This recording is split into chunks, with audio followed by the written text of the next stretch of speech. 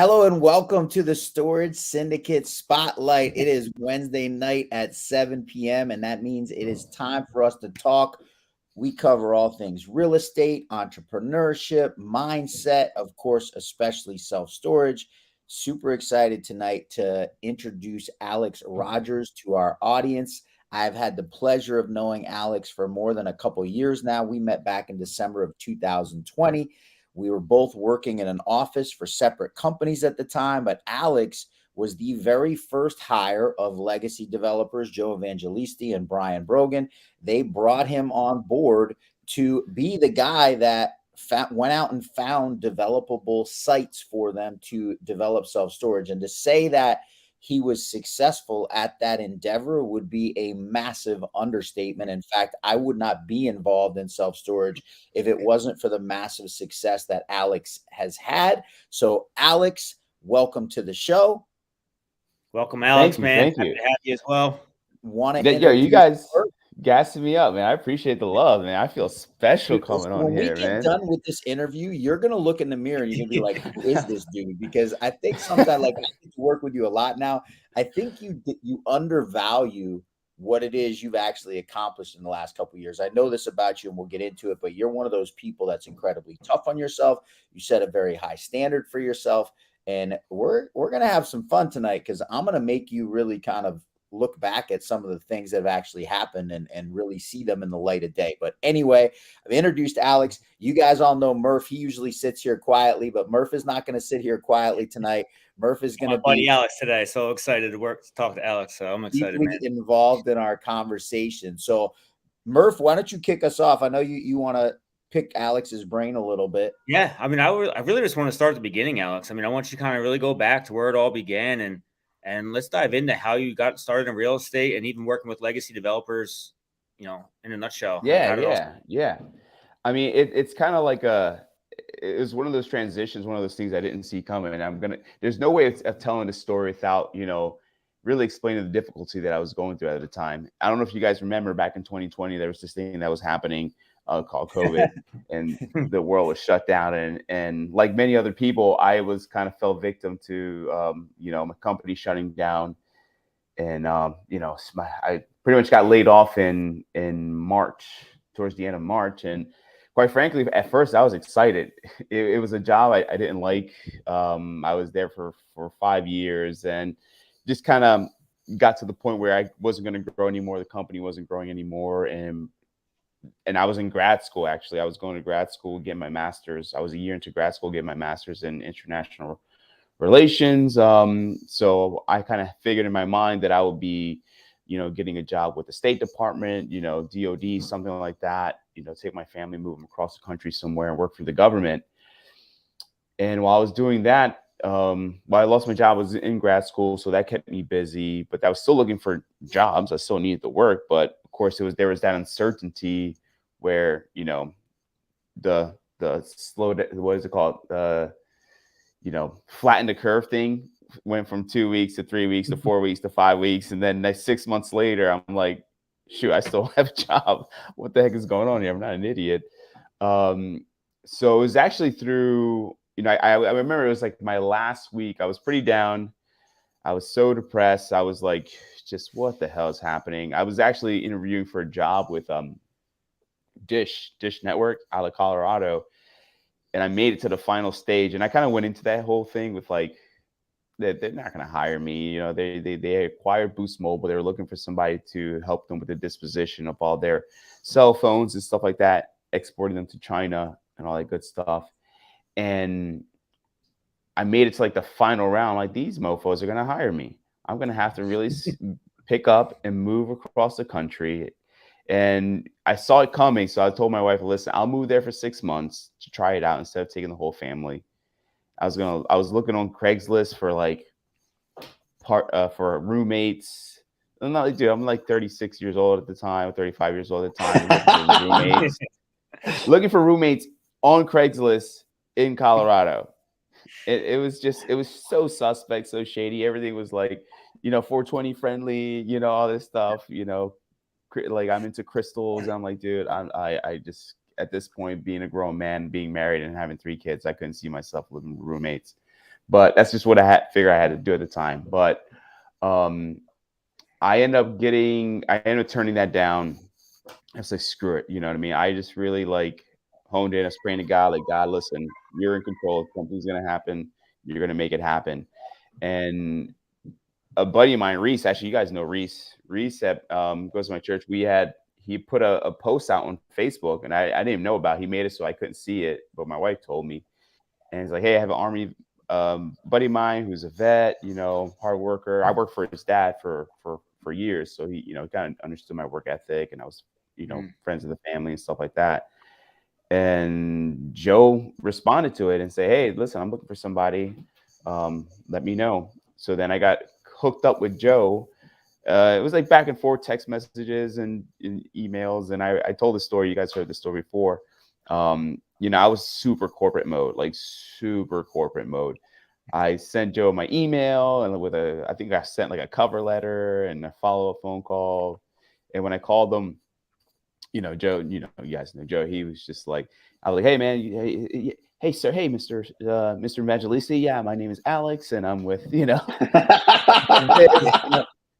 saying my resume. I look like such an asshole now that I think about it. But he was like, yeah, dude, I don't care about your resume, dude. Like, I don't really care about that. Here's a personality test. I took that. And I was like nervous about that. And he was busting my balls. He was like, dude, this isn't pass or fail kind of thing. And then long story short, I interviewed with them, or what I thought was like a weird interview at PJ's. It was just not experience that I had before. I met him at PJ's and Brian showed up in shorts. And, Joe's explaining the self-storage concept to me. And I'm like, nodding my head a lot, trying to wrap my head around it. But it was one of those things where it wasn't like specific questions. It wasn't like, what can you do for this company? It wasn't cheesy like that. He's like, hey man, this is what we're trying to do. And I'm through that whole concept. I just was saying, well, I think I can help you do this because of this experience. So it ended up working out well. I didn't leave that interview, or whatever you want to call it, feeling really good about it. It's like you said, I'm really hard on myself. So I was like, man, I should have done better. I don't feel like they asked me enough questions. I didn't really sell myself enough. And I was just kind of really down about it. But a week later, I did end up getting a call from Joe to start, which I was like super thankful for.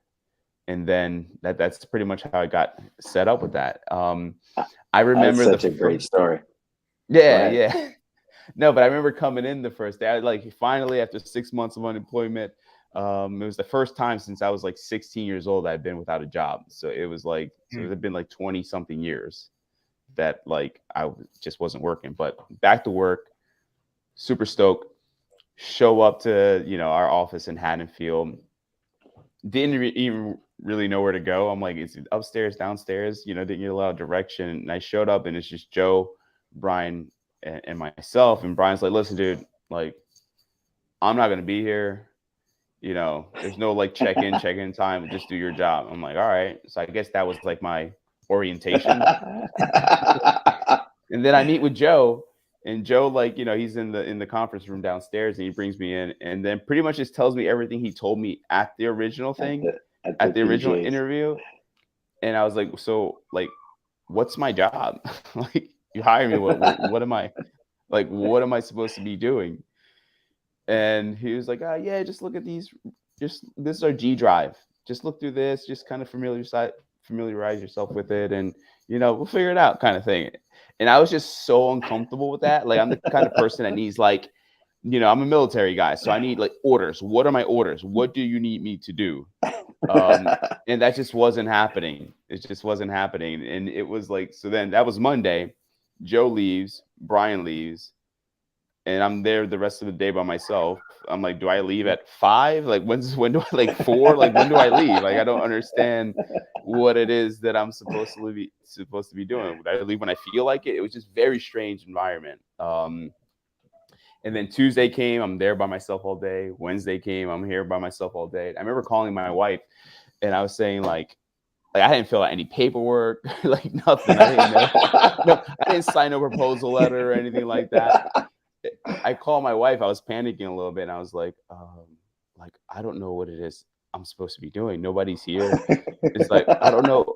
I feel like I'm being scammed, but like it makes no sense that I would be scammed. Like, you know what I mean? Like it just, the whole thing was just weird. And then, now that now understanding the culture and who Joe and Brian are, I totally get it now. I mean, really comes down to being a self-starter. Like you set out the vision, they laid out what it is that we're trying to accomplish, help do it, really. So take the initiative and start to get it going. So the natural avenue for me was acquisitions. I had done acquisitions. My first job out of the military, I worked for a company called Perry Videx, and pretty much what they did was they acquired turnkey facilities that had been idle. So plastics, pharmaceuticals, power generation, stuff that these Fortune 500 companies didn't need anymore, but a smaller manufacturing operation, mom and pop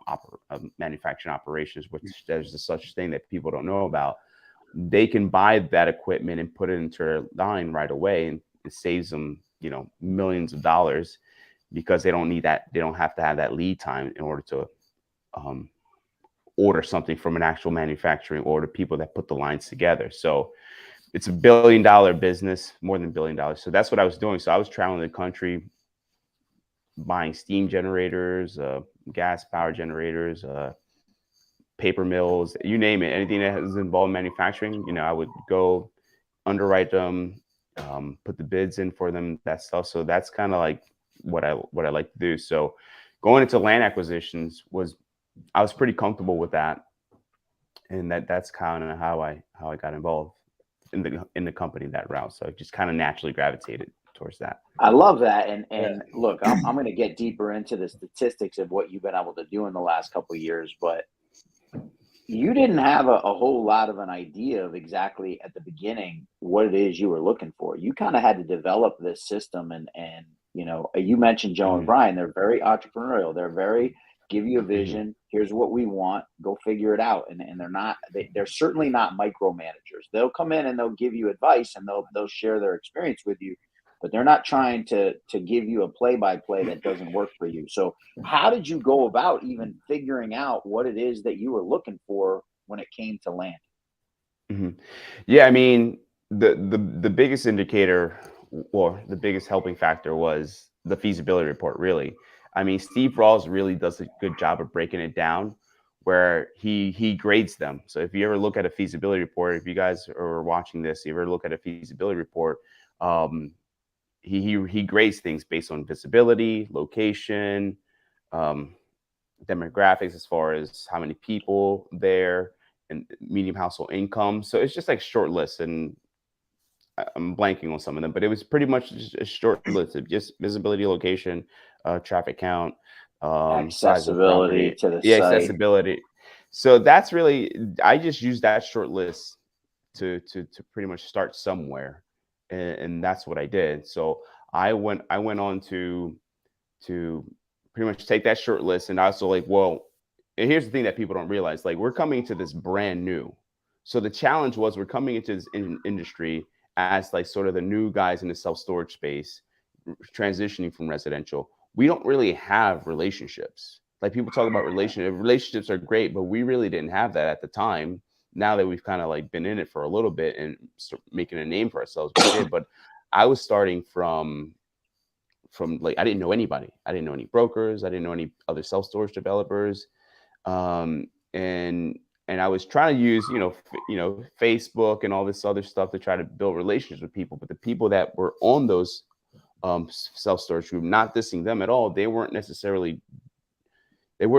couldn't help me with what I was trying to accomplish. So then I had to kind of adapt this brute force method, where I didn't even know about CoStar at the time. So I'm using free commercial real estate platforms on the internet. So I'm using like Crixie, I'm using LoopNet, I was heavy on.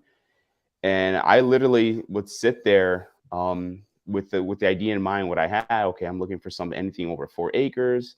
And I would have my 2 screens, and I would just set my parameters within LoopNet.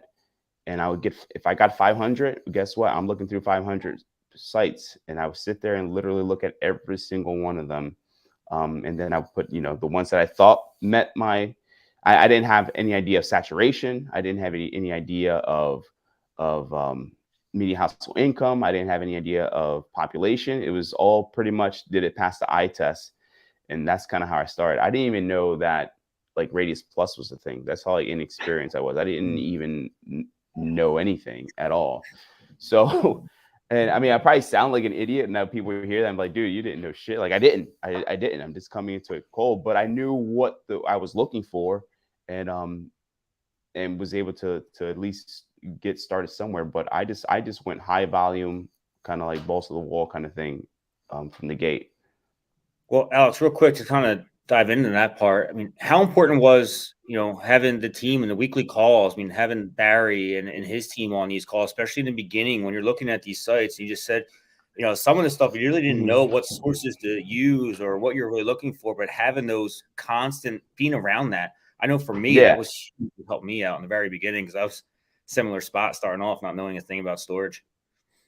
No, yeah, that was good. Like the Barry, those calls, the development calls are huge. And we did initially, when I started to really get into it, Barry, to his credit, really set up a weekly call with me to kind of go over the sites that I had. And really, it was educational. I mean, it was strictly educational. I mean, it served business purpose, obviously, because still trying to close on deals.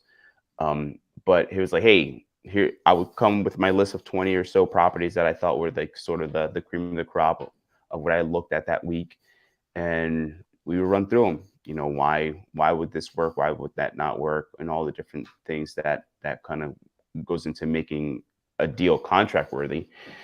But that's what it is. So I just learned a lot about how to look at a map, stupid stuff that people don't think about. Like, yeah, you look at the map like, hey, man, there's a creek going down the middle. Like, obviously that's a wetland. Or, something else like, hey, yeah, this looks great, but it's totally surrounded by residential. It's probably not going to be zoned for this. So just all that, looking for the telltale signs that somebody with inexperience like I was at the time wouldn't know, but having sort of that education with the S3 crew, especially Barry, was really, really helpful.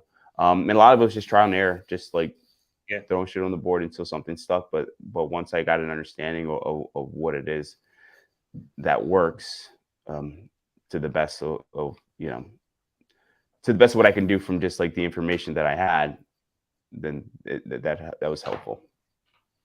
I'm gonna start pumping you up a little bit now because you're talking about figuring this out on your own. But the reality is, as we look back now, legacy developers right now, we own 9 development projects. One of them is already open. They had bought that before you started, but there are 8 others that we own. And then there are 3 others that we're JV partners on that you helped to find. So we're talking about 11 projects in less than 2 years. I know some developers that have been developing self-storage for 11, 12, 15 years, haven't done 11 projects. Alex Rogers, as the head of acquisitions for legacy developers, has helped us acquire 11 projects, well over $200 million of pro forma valuation on those projects.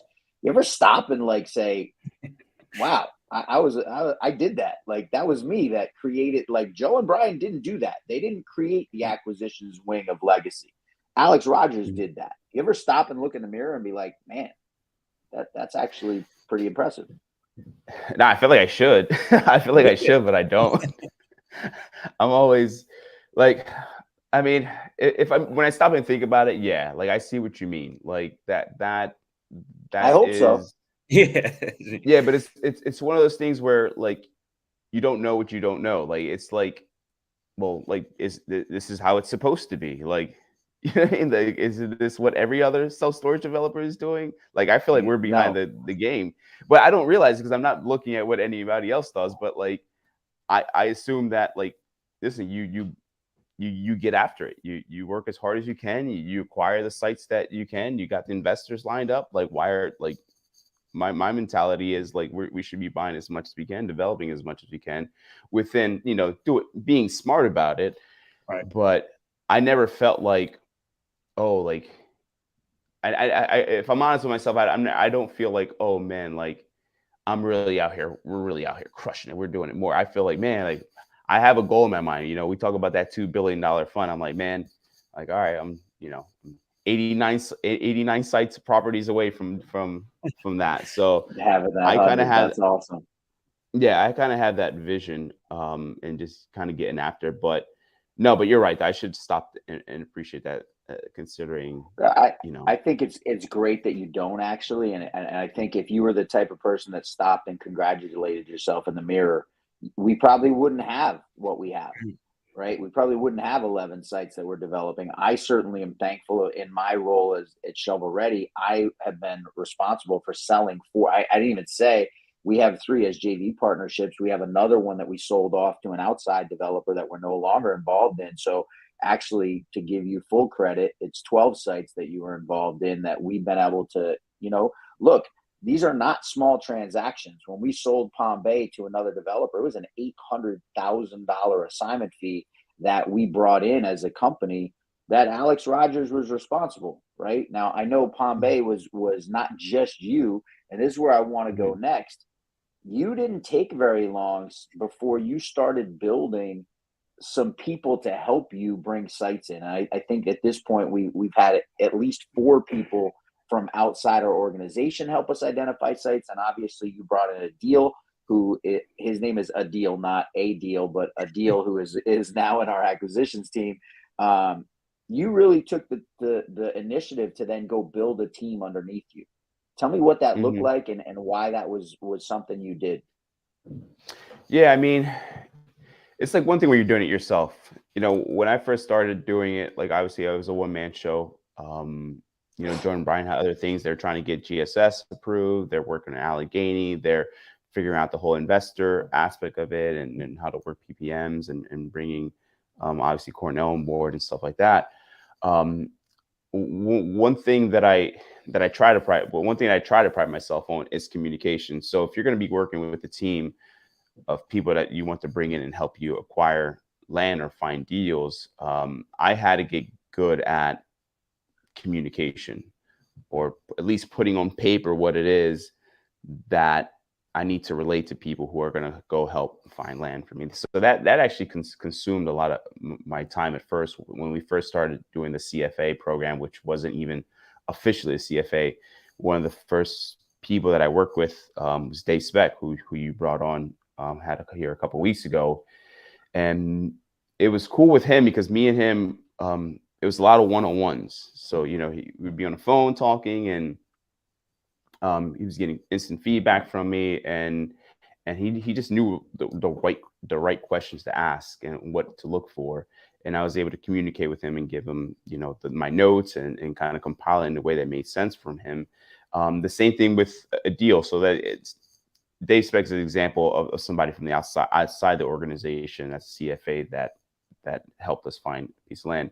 With a deal was brought on as a project manager, and he was helping, bid out GSS and all that stuff. So, but he kind of was, I don't say downtime. It wasn't like he wasn't working, but when he had downtime, he's like, "Hey, what are you looking for, man?" I'm like, "Hey, I'm doing this." We sat next to each other. He was like, "Well, shit, I'll help you find some land."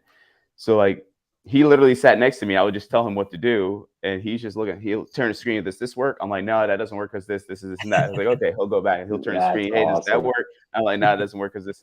So he got really good at it because he sat next to me. He just bombarded me with questions all day, but I wasn't complaining because we were doubling the amount of sites that we were looking at within the day. So whereas I would have looked at, a couple hundred, now we're looking at 400 or 500 within a day. Yeah.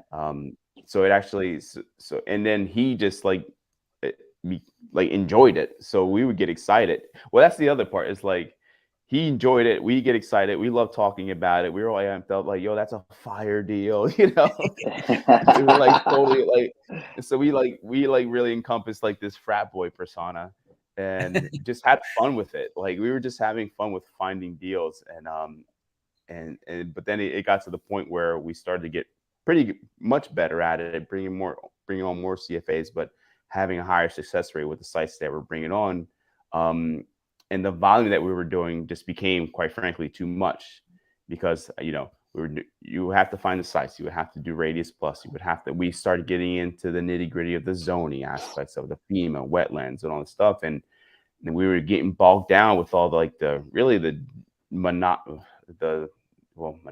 Well, it's kind of monotonous, like data entry stuff that it's just. So that's when we brought on more people like Anthony, which helped the team grow. So that's kind of like a really long explanation, but I think I answered your question. It's awesome hearing your passion and hearing you really so eloquently talk about something that was I'm going to go back a little bit now, and I'm going to dig a little, and forgive me for this, but I'm going to dig because I know your history a little bit. Mm-hmm. You did not have an easy upbringing. Right? Oh man! We getting personal here now. Well, I have a purpose of this because you talk about having that environment at Legacy where it's like frat boying out, and we still have that to this day, right? Like we run around the office high-fiving each other. We get a feasibility report in, and it looks great, and we're all doing flying chest bumps, and like you didn't have that growing up. Like that's not an environment you really came from. So. Tell me a little bit about your early history into being a teenager and finally kind of getting into a place where you kind of had a family later in life. How does it feel now, I guess, and I want you to relate this whole thing, finding this place where we're a family, right? Like we're all, you talked about the $2 billion.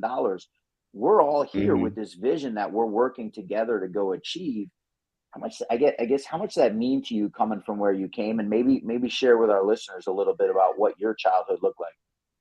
Yeah, no, I get what you're saying. I mean, one thing that I can just start off with, just to kind of lay down the groundwork, is like I didn't grow up in an environment that was like that appreciated hard work and discipline to a certain extent. So like I have one of those typical stories of, growing up in the inner city. I grew up here in Camden, New Jersey, which if anybody knows anything about Camden, New Jersey, I think it was the murder capital of the U.S. for several years, for quite a few years. Drug infested, violence, poverty, hopelessness, you name it. And I came out of that environment. I had a mom who was a drug addict, been everything from homeless. I slept in crack houses, lost my dad when I was 7, heroin overdose, and my mom, she died when I was 9 of AIDS. And that's, but you can kind of fill in the blanks of everything leading up to the point when, what that life is, and the family dynamic and all that stuff that's happening. So, I didn't grow up in stability. It was one of those things where, I don't know, but at the same time, that's your life. That's all you know. So I didn't know any better. This is just like, I guess this is just life. This is just, there are moments of I guess joy, you can call it, that kind of hold you over. That doesn't make you go completely insane. You kind of have to look for the good and everything. I guess by nature, I'm just kind of more of an optimist and just try to seek the good even in the dark moments or in darkness. But, after my mom passed away when I was 9, I was an orphan. I didn't have a mom and I didn't have a dad. And people in my circle weren't necessarily, responsible people either. So it's like, well, what the hell am I supposed to do now? But my mom, to her credit, had me go live with my grandfather in Puerto Rico. Now, I didn't know this man at all. Like, he was just like, hey, you're coming to live with me. I'm like, I mean, I've seen this guy like twice in my life. Who the hell is this dude? But he was a merchant marine. Yeah, he lived in Puerto Rico. So he was out to sea for 7-8 months out of the year. And he was like a hard man, just like a very like old school, very disciplinary, very strict, hard man. And him and his wife, who was my step grandmother, they ended up adopting me. They were just very hard people. So I went from like this life of just like chaos and uncertainty and all the fear that goes on with that as a kid, to just like very strict discipline, like walk straight, talk loud, yes ma'am, no sir, clean your room, like chores every single day. And I honestly, it was miserable. I'm not gonna lie, it was miserable. But it it was good for me at the time. I was like, there are certain things that happen that, are questionable. Like I wouldn't treat my kids that way. But at the same time, I had come from to their credit, I had come from such a chaotic environment that they figure that we're just going to drill this kid, like boot camp this kid for like, just to break him. They didn't break me. I would say that's pretty strong, but I did learn like hard work and discipline. They really got me in shape. And then my grandfather was a great man. I respect him a lot. His wife, it's just like tough because I don't want to like bash people on this thing. You know what I mean? We'll just say we didn't get along. She was a hard woman. She had, her own personal problems that I think she took out on us. I don't know if she had mental health issues or something like that, but she just didn't treat us right.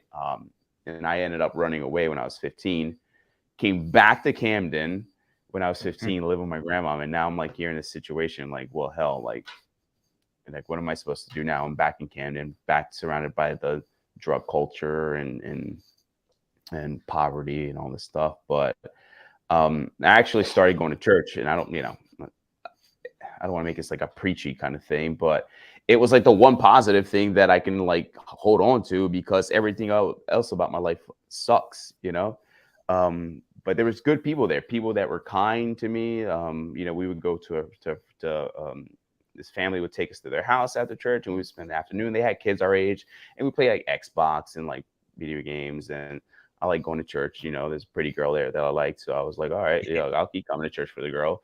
So it was like one of those things. you just ruined the whole thing, man. You were putting out this beautiful story. Listen, keep it real. Like, hey. Keeping it real. Oh, that's great.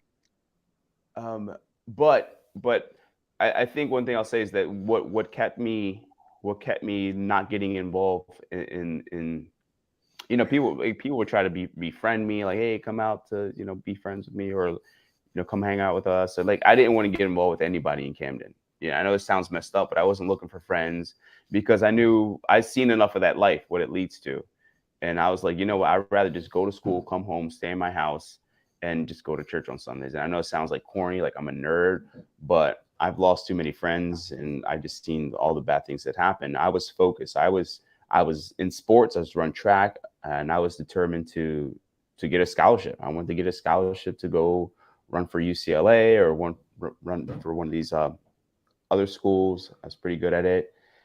And then, a lot of times what happens with the welfare culture is when you have a home. So in Camden, my home situation was such that, there was drug addicts that lived in the house, and, a bunch of unemployed people. And then you're the only sort of able-bodied man, because there are no men. All the men are losers or in jail or just deadbeats. I'm expected to go get a job to support the family, which is, as a 16-year-old, it's like, what the heck? I'm trying to accomplish my dreams. I want to go to college because I feel like it's the only way out of this miserable place. But instead, you want me to quit chasing my dreams to work just so I can give you a couple bucks a week. So, but I did that, and I worked, and I helped my grandma out best I could, and to eventually, I got kind of sick of it. And it's funny that around the time I started to get sick of it, there was this really good family that I became close with at the church, and they kind of knew my situation. And long story short, I ended up getting adopted by them. So that's how I got the last name Rogers. So I was adopted when I was 18 by a family from my church. And that actually going from living in Camden to, at this point I've been,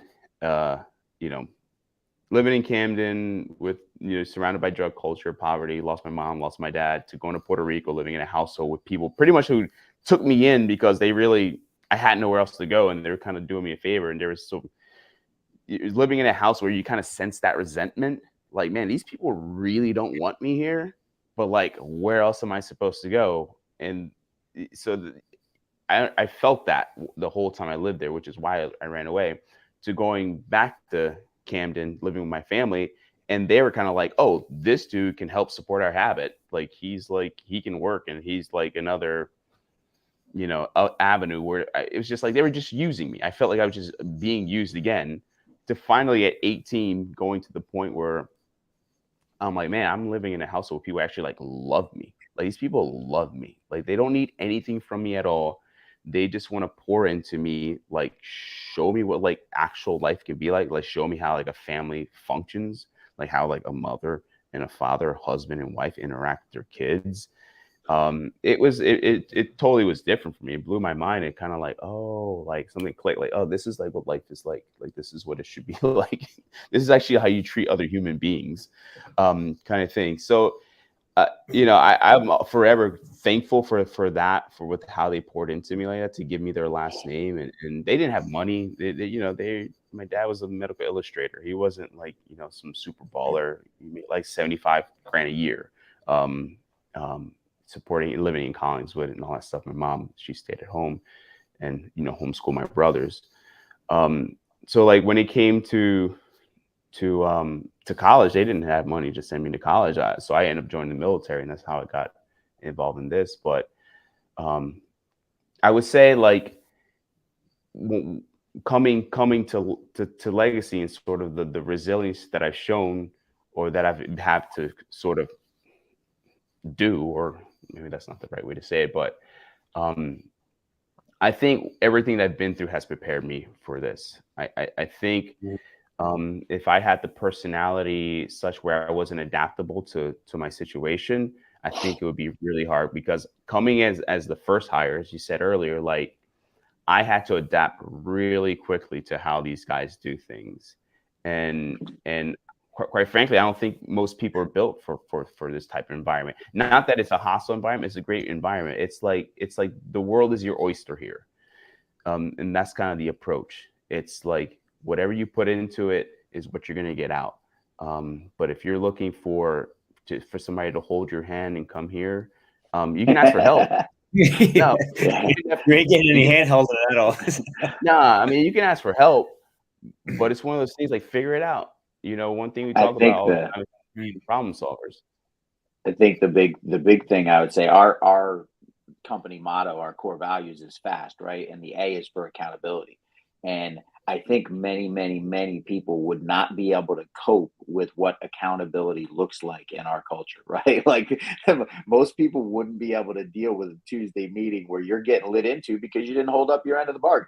And you've been able to do that incredibly for now well over 2 years, and really set the path for what all of us that have joined after you have been able to really enjoy, because it's a fantastic environment. Obviously, we haven't even talked about self-storage yet, but what an amazing asset class, and what amazing things it's opened up for us to be able to do.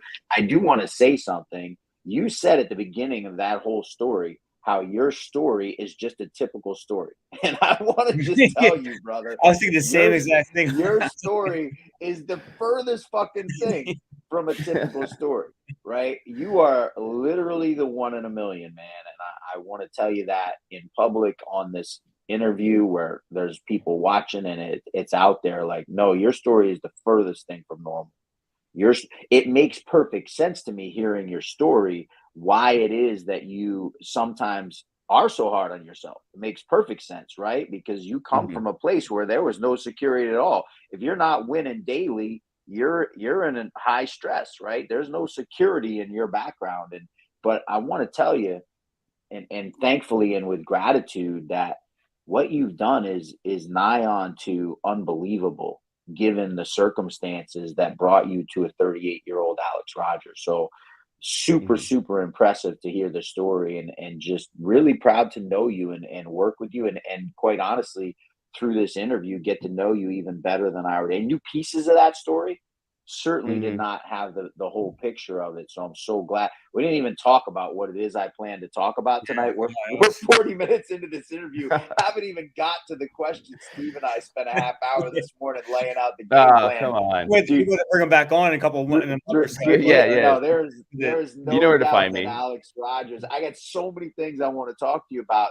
We were just down in New Orleans for the SSA, and you're in the young leadership group there, and taking on a leading role you've gotten a promotion in our organization. You're now stepping up the chain and involved in some really important things for our growth. I guess I'm gonna be quiet for a second and see if Steve has any other questions he'd like to ask you before I move on. Well, I just kind of wanted to start with a comment because I mean, earlier in our office, we talk about, getting uncomfortable, and I don't, maybe it's because of the way we started it, and now you put your story. I never really put two and two together, and like, man, that is where that superpower in you come from, is always being in a new environment and getting uncomfortable. And I think that is why, heck, you went from a freaking interview with PJ's to $200 million in assets in under 2 years, man, and that had to have been a freaking uncomfortable position. And I also just want to say that your story, the faith part, was probably I don't think I ever heard that part of that story when I've heard that before. I'm a faithful man, and that hurt. That kind of pulled my heartstrings a little bit because, damn, it sounds like you're going all over the place, and you found that connection with God. And honestly, if you didn't grab onto that, you probably wouldn't have been able to grab onto anything. So I think that was pretty. For real. I mean, I think that's a crucial part of that, and that's awesome, man. And then where you are today, like when you tell that story, I look at that moment where you said, "I'm going to go to this church," and how that all changed together. And I just want to give you a ton of props and credit to what you've done for us at Legacy, and man, I'm excited to share the rest of this vision with you. $2 billion in assets, baby. Yeah, I appreciate that. Yeah, I mean, if I can tie it into the self storage here a little bit at the end, I mean, listen, one thing we're trying to accomplish here is not easy. And that's something I've come to realize. We talk about perseverance, we talk about resiliency, and we've had to battle. And we've had to battle in this company. It's not like, hey, this has been an easy road. We've had to learn a lot of things. We've made mistakes. I've made mistakes. Everybody in this team has made mistakes. But the fact that I've never worked for an environment was like such like camaraderie. Like this is the closest thing, or probably like even more so than the military, that I felt like a bond with other people. I think if we did not have the culture that we have in our company, we would not be able to make it. If there was any sort of negativity or any sort of doubt, and not to say we don't doubt sometimes, but the way that we don't let that linger. We do a really good job internally of encouraging each other and building each other up. And Joe and Brian, to their credit, sort of paint the vision, and when something needs to be done, let it be known. But we're always looking individually. Each one of us individually are always finding ways to make things better without having to rely on Joe and Brian.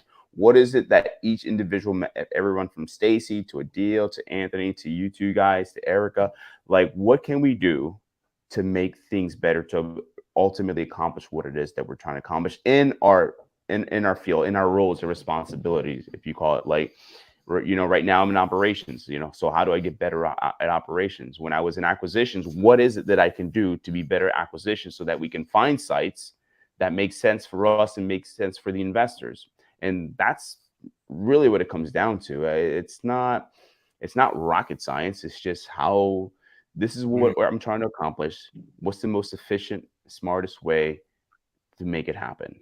And that's, I mean, that sounds like an oversimplification, but that's sort of my mindset. That's what my mindset is in anything that I do. Alex, man, obviously we know each other. We've worked together for a long time now, and it's easy getting ready for this interview to think, hey, I'm just bringing Alex on tonight. This is my buddy that I work with every day. Blew my mind tonight. This interview is so much different than I expected it to be. I want to really, really thank you for being vulnerable, sharing the story you shared. I'm actually literally thinking of Vegas right now and watching you on stage sharing this story with a bunch of people at a mastermind event, because I think the story needs to be shared in the way you shared it. But thanks for sharing it with our audience at the Storage Syndicate Spotlight. Excited, as Murph said, we're going to have to bring you on in a couple months because we barely touched on a bunch of the topics we could have touched on. Little bit of housekeeping, guys. Thank you so much for joining. Next Wednesday at 7:00, we are going to be talking to Frank Fisher. Frank Fisher is an entrepreneur from Long Island, multiple 8-figure businesses that he started. And a really cool story about how from the beginning of when he started doing businesses, he's always reinvested his earnings into real estate, built a huge portfolio out in the Hamptons, and is getting into self-storage. And we're going to pick his brain about why it is that he's diving into self-storage nearly 25 years into his entrepreneurial career. So look forward to seeing you guys next week. We'll talk with Frank Fisher. Alex, man, thank you again from the bottom of my heart. Made this such an amazing, amazing 45 minutes. And I look forward to seeing all of you guys next week. Awesome. Thank you, Appreciate guys. you. Thank you, guys. Take care.